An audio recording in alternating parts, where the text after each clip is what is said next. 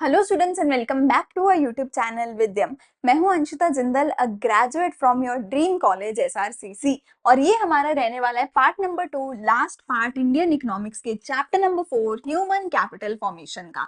तो मैंने ऑलरेडी एक पार्ट इसमें करवाया था जिसमें मैंने सोर्सेज ऑफ ह्यूमन कैपिटल के बारे में सब कुछ समझाया था।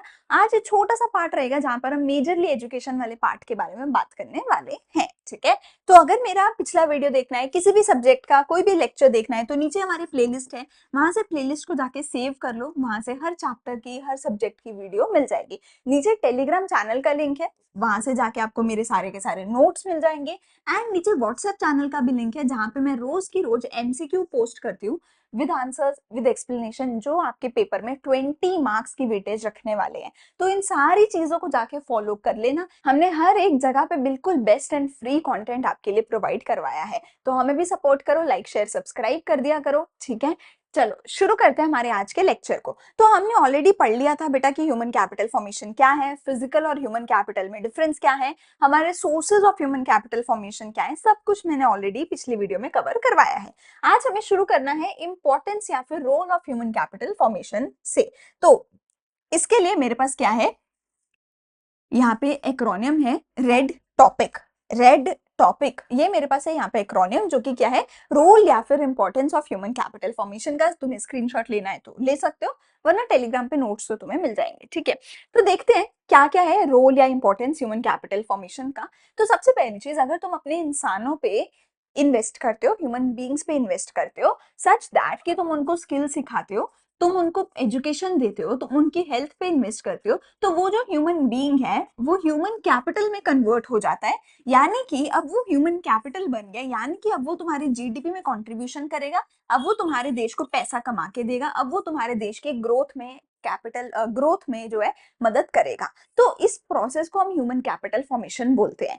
अगर तुम अपने इंसानों में इन्वेस्ट करते हो, ह्यूमन कैपिटल में इन्वेस्ट करते हो, लोगों को ह्यूमन बीइंग से ह्यूमन कैपिटल बनाते हो, तो उससे तुम्हारे देश का क्या क्या फायदा होगा, उससे तुम्हारे देश का क्या क्या फायदा होगा, ये पढ़ेंगे आज हम। ठीक है, सबसे पहले रूरल डेवलपमेंट होगी अगर तुम अपने लोगों को इंप्रूव करोगे। एजुकेशन से क्या होगा, एजुकेशन से रूरल डेवलपमेंट में बहुत अच्छा कंट्रीब्यूशन हो सकता है। क्यों? क्योंकि हम लेटेस्ट एग्रीकल्चरल टेक्नोलॉजीज को यूज कर पाएंगे, नए मेथड्स ऑफ प्रोडक्शन यूज कर पाएंगे, बेटर क्वालिटी ऑफ सीड्स हम यूज कर पाएंगे अगर हम एजुकेटेड होंगे तो। ठीक है ना, रूरल लोग लोग जो है आप उनको मदद कर पाओगे कि वो स्किल ज्यादा एक्वायर करें, वो ऐसी चीजें बनाए जिससे उनका फायदा हो। ठीक है, वो अपने प्रॉफिट्स एंड लॉसेस को बेटर एनालाइज कर सके और बेटर मैनेज कर सके, वो अपने बैंक अकाउंट्स खुलवा सके। तो तुम रूरल एरिया के लोगों को, जिनको बिल्कुल निग्लेक्ट कर दिया जाता है, उनको मदद कर पाओगे अगर तुम पढ़ाई लिखाई करोगे। तो अगर तुम अच्छे ह्यूमन कैपिटल बनोगे तो रूरल एरिया के जो लोग हैं उनकी इनकम बूस्ट कर पाओगे।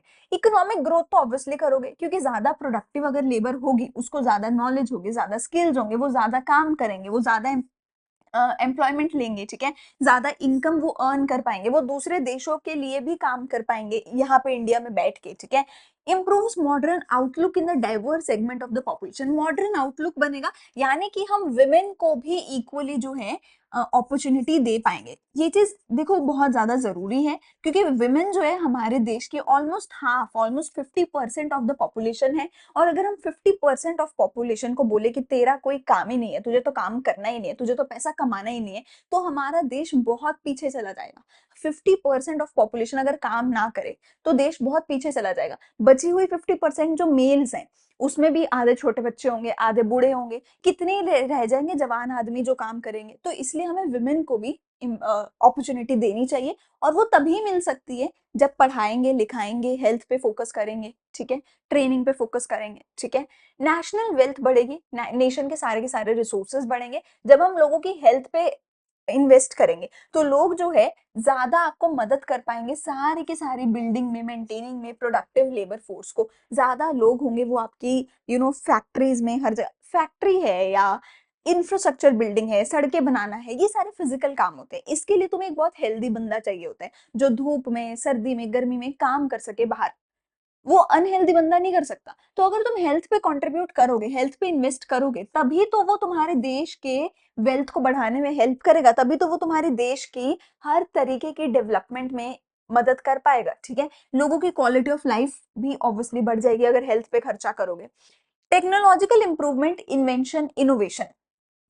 हमारे देश में ना लोग इतने ज्यादा हैं, दुनिया का सबसे ज्यादा हाईली पॉपुलेटेड देश है, फिर भी हमारे देश में ना इन्वेंशन, इनोवेशन बहुत कम होती है। फिर भी आज की डेट में हमारे देश में जो फिजिक्स में, केमिस्ट्री में जितने भी नोबेल प्राइजेस, अवार्ड्स मिलते हैं, वो हमारे देश में बहुत कम मिलते हैं। क्यों? क्योंकि हमारा देश एजुकेशन पे, ट्रेनिंग पे फोकस ही नहीं करता। अगर तुम एजुकेशन और ट्रेनिंग पे फोकस करोगे तो ज्यादा से ज्यादा लोग नई नई इनोवेशन लेकर आएंगे, नई नई चीजें लेकर आएंगे, लोग इंस्पायर होंगे कि मैं भी कुछ ऐसा नया करूं जो आज तक किसी ने नहीं किया और मेरा भी नाम इतिहास के पन्नों में लिखा जाए, ठीक है। लोग टेक्नोलॉजी को लेकर आने पे, अब तुम सोच के देखो, कोई भी बढ़िया टेक्नोलॉजी है, any app that you are using, Google, Microsoft, ठीक है, अपना ये यूट्यूब, एवरीथिंग, इंस्टाग्राम, मेटा का पूरा है ना, पूरा गूगल का, पूरा मेटा का, आईफोन सारे के सारे, माइक्रोसॉफ्ट सारे का सारा, everything is from USA, everything, none of it is from India, none of it. Why is it so? हमारा सोशल मीडिया, हमारे search engine, everything is from USA. क्यों?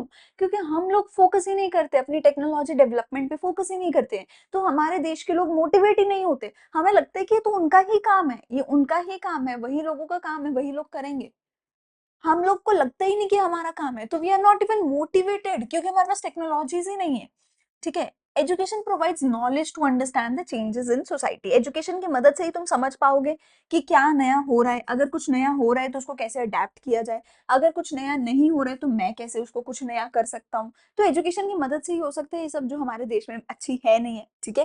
Opportunity for women participation in development. Women को तुम empower करो, अगर women empower होगी तो घर में जो बच्चे हैं वो भी बेटर होंगे, क्योंकि मम्मी ज्यादा ध्यान रखती है बच्चों का, और मम्मी जितनी बेटर हो जाएगी ना, बच्चे उतने बेटर होंगे। तो तुम वुमेन को एम्पावर करो ताकि पूरी फैमिली जो है वो इंप्रूव हो पाए। एजुकेटेड वुमेन अपनी आवाज उठा सकती है, सोसाइटी को इंप्रूव कर सकती है, ठीक है। फिजिकल कैपिटल को और अच्छे से यूज किया जाएगा। तुम बना दो अच्छी मशीन, बना दो अच्छा इंफ्रास्ट्रक्चर, अगर लोग अच्छे नहीं होंगे तो उस मशीन को कोई यूज ही नहीं कर पाएगा, कोई यूज ही नहीं कर पाएगा। बना लो चैट जीपीटी, अगर लोगों को एजुकेशन ही नहीं है, लोग यूज ही नहीं करेंगे। तो इसलिए तुम्हें अपनी ह्यूमन कैपिटल को इंप्रूव करना पड़ेगा ताकि वो फिजिकल कैपिटल को भी ज्यादा अच्छे से यूज कर सके, ठीक है। Physical capital can be fully exploited and in a more efficient way. ज्यादा बेहतर तरीके से मशीनें चला सकते हैं, अगर इस लड़की को नॉलेज है तभी वो मशीन को चलाएगी, वरना उसको नॉलेज नहीं है तो मशीन पड़ी रहेगी, वो चला ही नहीं पाएगी, ठीक है। लोगों की लाइफ एक्सपेक्टेंसी बढ़ती है, लोगों की क्वालिटी ऑफ लाइफ बढ़ती है। अगर तुम लोगों की हेल्थ पे खर्चा करते हो तो जहां पहले हमारे लोग कुछ 30-40 साल ही जी पाते थे, आज हमारे देश के लोग 70 साल जी रहे हैं ऑन एवरेज, ठीक है। तो लाइफ एक्सपेक्टेंसी बढ़ती है, क्वालिटी ऑफ लाइफ बढ़ती है, ठीक है। पॉपुलेशन ग्रोथ पे भी कंट्रोल होता है, पॉपुलेशन कंट्रोल पे भी ग्रोथ होता है। जहां पहले हम देखते थे कि हमारे मम्मी पापा 5 भाई थे, 6 भाई थे, 7 भाई बहन होते थे, ठीक है। आज की डेट में हम दो, हमारे दो, ठीक है, बच्चे दो ही अच्छे है ना, हम आज के डेट में सिर्फ दो ही बच्चे होते हैं ज्यादा से ज्यादा। आज के डेट में तो अगर तुम देखोगे बड़े शहरों में, डेवलप्ड नेशंस में चलता है single income no kids, SINK और डिंक का कॉन्सेप्ट चलता है, सिंगल इनकम नो किड्स। आज के डेट में तो सिंक और डिंक का कॉन्सेप्ट चलने लग गया है बड़े देशों, बड़े शहरों में। सिंगल इनकम नो किड्स, एक बंदा कमाएगा, बच्चे पैदा नहीं करेंगे। डबल इनकम नो किड्स, कमाएंगे दोनों, हस्बैंड वाइफ, बच्चे पैदा नहीं करेंगे क्योंकि हमें नहीं चाहिए बच्चे, है ना। आज के डेट में ये होने लग गया है। तो जैसे जैसे एजुकेशन बढ़ रही है ना, पॉपुलेशन कंट्रोल होती है। अब लोगों को, अब लोग वेले नहीं है कि बस सारा दिन बच्चे करते रहो, बच्चों को घुमाते फिराते रहो, अब नहीं है। अब लोगों को चाहिए हम अपना अपना काम करेंगे भैया, है ना। तो जब एजुकेशन मिल जाती है, जब लोग एजुकेट हो जाते हैं, तो वो पॉपुलेशन को भी कंट्रोल करते हैं। जितने अनएजुकेटेड लोग होंगे वो, उनका यही काम है बस बच्चे करते रहो, फिर है ना, क्योंकि औरत को तो वो बाहर निकलने नहीं देंगे, औरत का तो ये काम है बस घर पे बच्चे संभाले, तो फिर बच्चे चाहे 2 हो या 4 हो, औरत संभाल लेगी। तो जब एजुकेशन होगी तो लोग जो है वो समझेंगे, विमेन बाहर निकलेगी, विमेन काम करेगी, तो पॉपुलेशन ग्रोथ भी जो है वो भी कंट्रोल हो पाएगी, ठीक है। चलो, प्रॉब्लम क्या क्या है ह्यूमन कैपिटल फॉर्मेशन में? प्रॉब्लम क्या क्या है? पहली चीज तो रिसोर्सेज ही इनसफिशिएंट है। ह्यूमन कैपिटल को फॉर्म करने के लिए बहुत सारा पैसा भी चाहिए, बहुत सारी चीजें चाहिए, वो रिसोर्सेज हमारे पास है ही नहीं। क्यों नहीं है रिसोर्सेज? क्योंकि लोग बहुत ज्यादा है। रिसोर्सेज क्यों नहीं? रिसोर्सेज हैं पर लोग इतने ज्यादा है। आज की डेट में भी हमारी पॉपुलेशन इतनी तेजी से ग्रो कर रही है जितनी तेजी से रिसोर्सेज ग्रो नहीं कर रहे। तो रिसोर्सेज हैं पर रिसोर्सेज कम हैं, ह्यूमन बींग्स हैं। रिसोर्सेज भी ग्रो कर रहे हैं, पर रिसोर्सेज की ग्रोथ भी कम है ह्यूमंस की ग्रोथ से। तो हमें अभी भी पॉपुलेशन ग्रोथ करनी, कंट्रोल करनी पड़ेगी, ठीक है। इनएफिशिएंसीज है भैया, इनएफिशिएंसीज है, अनएम्प्लॉयमेंट है, इलिटरेसी है, लोग अनपढ़ हैं, अभी भी एजुकेशन सबको नहीं मिली है, और लोग अनएम्प्लॉयड है। मतलब कि काफी ऐसी कंपनीज हैं जिनको एम्प्लॉयज की जरूरत है, और काफी ऐसे एम्प्लॉयज हैं जिनको नौकरी की जरूरत है, पर वो आपस में मिल नहीं पा रहे। क्यों नहीं मिल पा रहे? क्योंकि सैलरी मैच नहीं हो रही, स्किल्स मैच नहीं हो रहे। तो अनएम्प्लॉयमेंट है, इलिटरेसी है, ब्रेन ड्रेन है। जो पढ़े लिखे लोग हैं वो बाहर चले जाते हैं, जो ज्यादा अच्छे लोग बन जाते हैं वो देश छोड़ के चले जाते हैं, क्योंकि देश में अच्छी चीजें नहीं है। पॉपुलेशन बहुत ज्यादा है, ठीक है, डिमांड बहुत ज्यादा है, सप्लाई बहुत कम है, ठीक है। High growth of population, population बहुत तेजी से ग्रो कर रही है, तो वो रिसोर्सेज की डिमांड तो ज्यादा कर रही है, पर रिसोर्सेज की सप्लाई बहुत कम है। इम्बैलेंस है, less resource for primary and secondary education. School education पे सरकार ज्यादा फोकस कर नहीं रही है, सरकार ज्यादा खर्चा कर नहीं रही है, जो कि बहुत जरूरी है कि एटलीस्ट बच्चा स्कूल लेवल पे तो अच्छे से पढ़ सके। Lack of proper man power planning, imbalance between demand and supply. मैंने जैसे बोला कि काफी ऐसी कंपनीज हैं जिनके अंदर वैकेंसी है, पर काफी ऐसे एम्प्लॉयज हैं, ठीक है, ऐसे लोग हैं, नॉट एम्प्लॉयज, ऐसे लोग हैं जो अनएम्प्लॉयड हैं। पर ये जो वैकेंसी है और ये जो अनएम्प्लॉयड इंसान है, ये एक दूसरे से मैच नहीं खाते। इसको चाहिए भैया बीए पास, ये है 12th पास। इसको चाहिए एमबीए, ये है बीए पास। इसको चाहिए बहुत 5 साल का एक्सपीरियंस, इसका बेचारे का एक्सपीरियंस नहीं है। इसको चाहिए इंग्लिश बोलने वाला, इसको हिंदी मुश्किल से आती है, ठीक है ना। तो इसको चाहिए बहुत अच्छा कुछ, है ना। तो या फिर ये बहुत कम सैलरी दे रहा है, ये ज्यादा पढ़ा लिखा है, इसको ज्यादा सैलरी चाहिए, तो मिसमैच है। कहीं पे वैकेंसी है, कहीं पे अनएम्प्लॉयमेंट है, दोनों मिल नहीं पा रहे हैं, ठीक है, इम्बैलेंस है। तो हमने अच्छे से प्लानिंग ही नहीं करी, ठीक है। साइंस टेक्नोलॉजी वीक है, रिसोर्सेज अच्छे नहीं है, हमारे आईआईटीज तक में भी बहुत अच्छे रिसोर्सेज नहीं है। पूरे देश के सबसे बेस्ट आईआईटी में, और आईआईटी को तुम अमेरिका से कंपेयर कर लो, अमेरिका कई गुना आगे है हमारे आईआईटी से। तो साइंस एंड टेक्नोलॉजी में हमारे रिसोर्सेज अच्छे नहीं है, इनएफिशिएंसीज हैं, ठीक है। अब बात करते हैं growth of education sector in India, कैसे कैसे हमारा एजुकेशन ग्रो हुआ, क्या कॉजेस, क्या इफेक्ट, क्या सोल्यूशन है, उस सब के बारे में बात करेंगे। तो सबसे पहली चीज, हमने ये तो सब कुछ पढ़ लिया कि ह्यूमन कैपिटल फॉर्मेशन के लिए हमें क्या करना पड़ेगा। Training, health, migration, education, information, इन पे खर्चा करना पड़ेगा। इसमें से जो दो सबसे ज्यादा जरूरी है वो है एजुकेशन और हेल्थ। मैंने पिछली वीडियो में भी ये चीज समझाई थी, ठीक है। इंडिया एक फेडरल कंट्री है, यानी कि एजुकेशन और हेल्थ पे दोनों पे ही जो खर्चा है वो कौन करता है? 3 tiers ऑफ द गवर्नमेंट करती है। सर, सेंट्रल गवर्नमेंट भी करती है, स्टेट गवर्नमेंट भी करती है, लोकल गवर्नमेंट भी करती है। हर स्टेट की जो है लोकल गवर्नमेंट, स्टेट गवर्नमेंट और हमारे देश की जो सेंट्रल गवर्नमेंट है, वो सारे मिलके अपने अपने लेवल पे एजुकेशन पे खर्चा करते हैं। वो सारे मिलके अपने अपने लेवल पे एजुकेशन पे खर्चा करते हैं। मेजरली हमारे पास 3 ऑर्गेनाइजेशंस हैं जो सारी चीज को संभालती है। मिनिस्ट्री कौन सी है? Ministry of human resource development है। It is responsible for the development of humans in the country. Education के लिए 3 ऑर्गेनाइजेशंस है। स्कूल लेवल पे एनसीईआरटी है, जो 1961 में आई थी, जो आपके स्कूल लेवल में पूरे का पूरा ध्यान देती है। यूनिवर्सिटी लेवल पे यूजीसी है। आप किसी भी यूनिवर्सिटी में जाओगे, वो यूनिवर्सिटी को यूजीसी से लाइसेंस मिला होना जरूरी है। तो यूनिवर्सिटी लेवल पे यूजीसी है, जो 1953 में आया था। वो teaching, exam, research in university का ख्याल रखता है। एआईसीटीई है, एआईसीटीई है, all India council for teaching education, technical education, sorry, ठीक है। 1945 में आया था। ये आपकी जितने भी टेक्निकल एजुकेशन है, मैनेजमेंट है, उसके ऊपर ध्यान रखती है। जितने भी आपके टेक्निकल, पॉलिटेक्निकल, ठीक है, चीजें होती हैं, रिसोर्स कोर्सेज होते हैं, डिग्रीज होते हैं, उसका ध्यान ये रखते हैं, ठीक है। तो ये 3 मेरी जो है मेजर ऑर्गेनाइजेशंस हैं जो हमारे देश में एजुकेशन को रेगुलेट करते हैं। हेल्थ सेक्टर में एक बात करी जाए तो हमारे पास क्या है? All India council of medical research है। All India council of medical research मेरे पास है, ठीक है। Indian council of medical research, ICMR जो है, ये हमारे पास है, ऑर्गेनाइजेशन है हमारे हेल्थ के सेक्टर में, जो है हेल्थ का ध्यान रखती है, ठीक है। जो डॉक्टर्स का, हॉस्पिटल्स का, ठीक है, हर चीज का ध्यान रखती है। Formulation, coordination, promotion of biomedical research, ठीक है। सबसे ओल्डेस्ट रिसर्च बॉडी है दुनिया भर में, न्यू दिल्ली में ये है, ठीक है।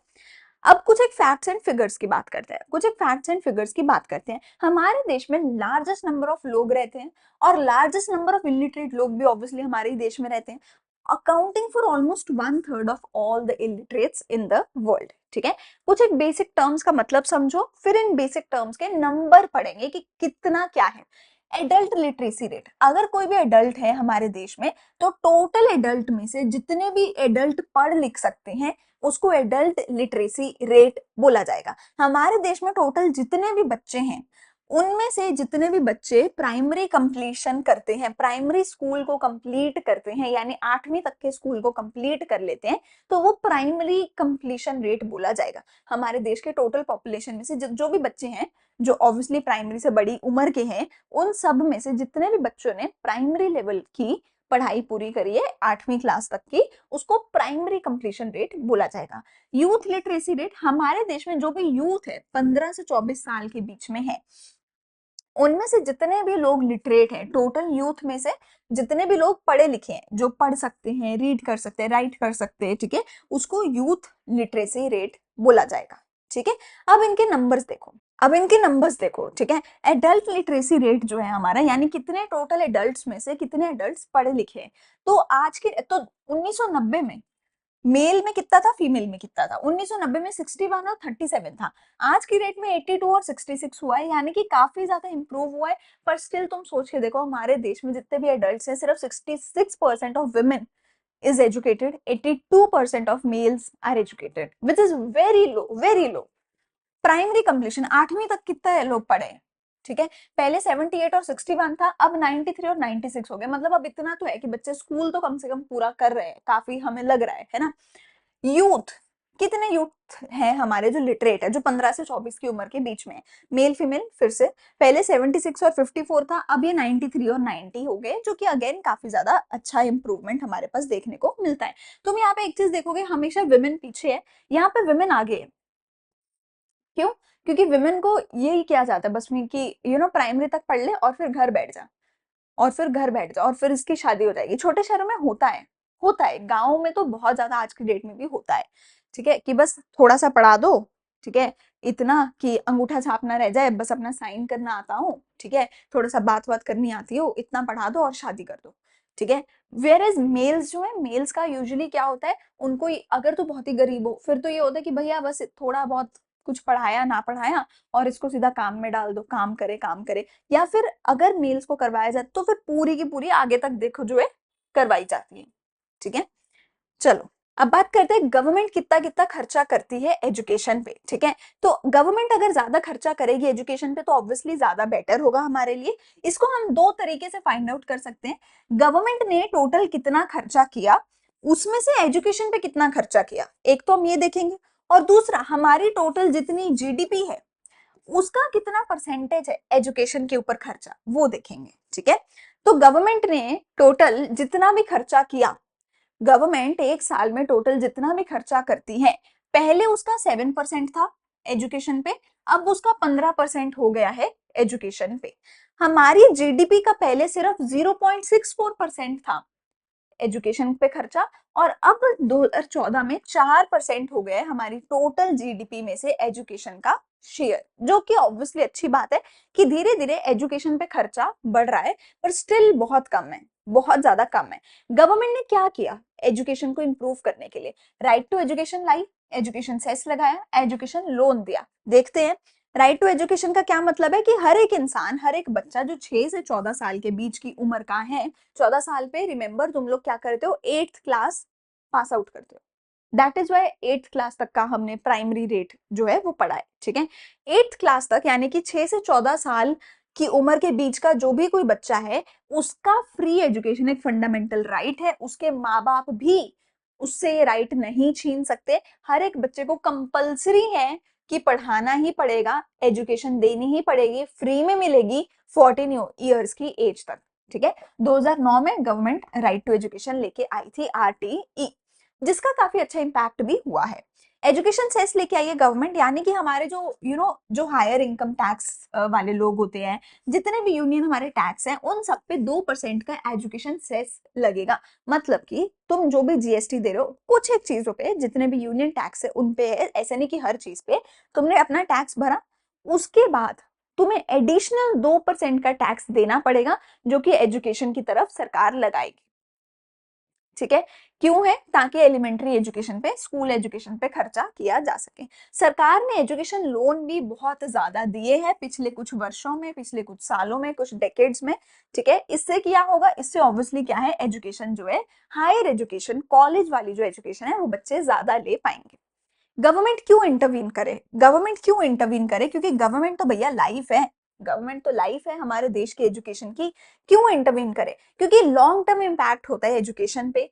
ठीक है, एजुकेशन और हेल्थ का ना बहुत ज्यादा लॉन्ग टर्म इम्पैक्ट होता है किसी भी देश के ऊपर। किसी भी देश की गरीबी को तुम्हें रिवर्स करना है, गरीबी खत्म करनी है, एजुकेट कर दो। किसी भी देश में कुछ भी इंप्रूव करना है तो लोगों की एजुकेशन और हेल्थ पे खर्चा कर दो। अगर नहीं करते तो जो बुरा इम्पैक्ट होगा उसको रिवर्स नहीं किया जा सकता। ठीक है, हाँ, तो जो भी इसका बुरा इम्पैक्ट है वो इजीली रिवर्स नहीं किया जाएगा। सो इट्स बेटर कि तुम एजुकेशन और हेल्थ पे खर्चा करो, वो बहुत ज्यादा इंपॉर्टेंट है। इन्फॉर्मेशन लैकिंग, हर जो इंडिविजुअल कस्टमर है उसको नहीं पता होता है कि गवर्नमेंट जो है क्या दे रही है, क्या नहीं दे रही है, हमें क्या करना है, क्या नहीं करना है, क्योंकि लोग अनपढ़ है, लोगों को नहीं पता है। सरकार की जिम्मेदारी है कि सरकार हर एक इंसान को जाके बताए, हर एक इंसान को जाके बताए कि तुम्हारे लिए क्या जरूरी है, क्या जरूरी नहीं है। हर एक इंसान का फंडामेंटल राइट है कि वो बेसिक एजुकेशन और हेल्थ फैसिलिटीज तो उसको मिले। हम पैदा हुए हैं तो हमारा इतना तो राइट है कि हमें एक साफ सुथरा एनवायरनमेंट और बेसिक स्कूल एजुकेशन हमें मिल जाए, तो गवर्नमेंट ही उनको उनके ये जो फंडामेंटल राइट्स हैं वो फ्री में प्रोवाइड करवाती है, प्राइवेट सेक्टर नहीं करवाएगा। Ensures a check on monopoly, अगर प्राइवेट सेक्टर आ गया तो वो मोनोपोली में चला जाएगा, वो अपने प्रॉफिट मोटिव से काम करने लग जाएगा। इसीलिए जो गवर्नमेंट है वो प्रॉफिट मोटिव के ऊपर काम नहीं करती, वो फ्री में काम करके फ्री में आपको एजुकेशन और हेल्थ फैसिलिटीज देती है, ताकि लोगों का जो है फंडामेंटल राइट जो है वो पूरा हो सके। एजुकेशनल अचीवमेंट्स क्या है इंडिया में, ये मैंने आपको बता दिए, एडल्ट लिटरेसी, प्राइमरी कंप्लीशन और यूथ लिटरेसी रेट। ठीक है, फ्यूचर प्रोस्पेक्ट क्या है? आज की डेट में भी हम 100% लिटरेसी पे नहीं पहुंचे हैं, which is why education for all अभी भी एक बहुत दूर का सपना हमारे देश के लिए हमें लगता है, पर हमारा गोल है कि 100% लिटरेसी हमारे देश में होनी चाहिए। एजुकेशन फॉर ऑल हम चाहते हैं कि हर एक इंसान के पास होनी चाहिए। 1950 में हमारा जो कॉन्स्टिट्यूशन था उसने बोला था कि फ्री एंड कंपल्सरी एजुकेशन 14 साल के बच्चों तक के लिए होनी चाहिए। ठीक है, up to the age of 14 years, within 10 years हम करवा देंगे। हर एक वो बच्चा जो 14 साल की उम्र तक का है उसको फ्री और कंपलसरी एजुकेशन मिलेगी, ये हम 10 साल के अंदर इंश्योर कर देंगे। ऐसा 1950 में हमने सोचा था, आज 2025 हो गया है, अभी तक भी 100% नहीं हुआ है, 100% नहीं हुआ है। नंबर्स ऑब्वियसली इंप्रूव हुए हैं, 100% आज भी नहीं हुआ है ये नंबर। ठीक है, लिटरेसी रेट जो है for both adult as well as youth जो है वो इंप्रूव हुआ है, इंप्रेसिव है। ठीक है, देखो लिटरेसी रेट्स इंडिया में 1951 में 18% था, 2011 में 74% हो गया है। ओवरऑल लिटरेसी रेट की बात हो रही है, जो कि बहुत अच्छा है, बहुत अच्छा है, पर स्टिल 26% तुम देखो, अगर 74% लिटरेट है, 26% यानी कि 1/4 से भी ज्यादा लोग आज भी लिटरेट है, जो कि स्टिल एक बहुत बड़ी प्रॉब्लम है।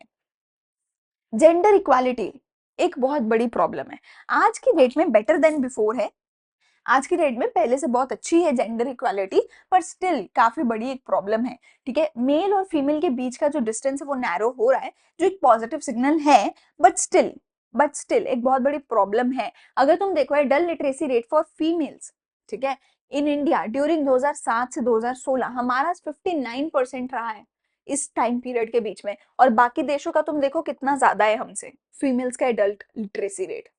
ठीक है, तो विमेन की जो एजुकेशन है उसको प्रमोट करना जरूरी है। क्यों? क्योंकि इससे ऑब्वियसली विमेन की इकोनॉमिक इंडिपेंडेंस होगी, विमेन का सोशल स्टेटस बढ़ेगा, विमेन की हेल्थ इससे इंप्रूव हो पाएगी, और विमेन अपनी पूरी फैमिली को इंप्रूव कर पाएंगे। ठीक है, अगर बात करें भारत में एजुकेशन होती कैसे कैसे है, तो आपको जो है नीचे से ऊपर तक पूरा जाना पड़ता है। कैसे? सबसे पहले आता है प्राइमरी एजुकेशन, जो कि आपकी 8वीं क्लास तक की है।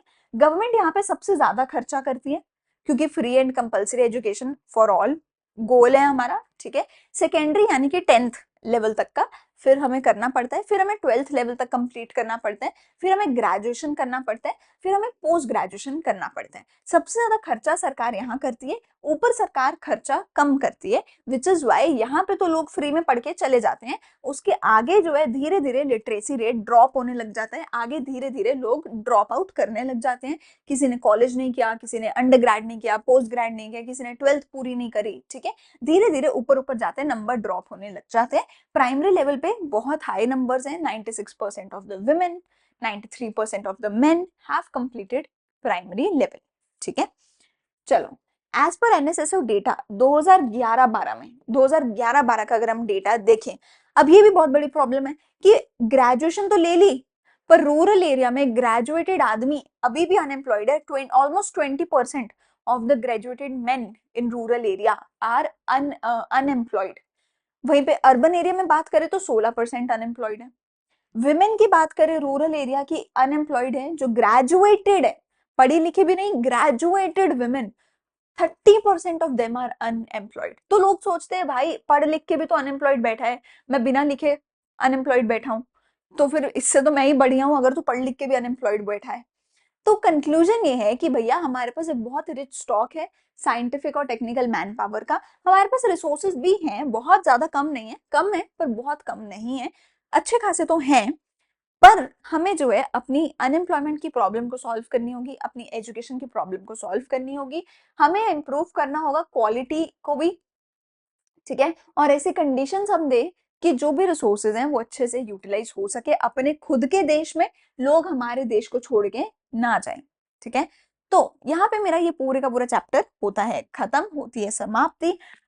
इसके बाद हम मिलने वाले हैं अगले चैप्टर के साथ अगली वीडियो में। अगर वीडियो अच्छी लगे तो लाइक शेयर सब्सक्राइब जरूर कर देना। कोई भी डाउट अगर है देखो तो कमेंट सेक्शन में पूछ लेना, I will answer your doubts. And Telegram channel से नोट्स ले लेना, व्हाट्सएप चैनल को भी प्लीज ज्वाइन करना एमसीक्यूज के लिए, ठीक है। एंड सारे के सारे प्लेलिस्ट है डिस्क्रिप्शन में, जहाँ पे प्लेलिस्ट में आपको सारे चैप्टर्स सारे सब्जेक्ट्स के मिलने वाले डिटेल में, ठीक है। तो लाइक शेयर सब्सक्राइब कर देना। हम मिलते हैं अगली वीडियो में। Thank you, bye bye.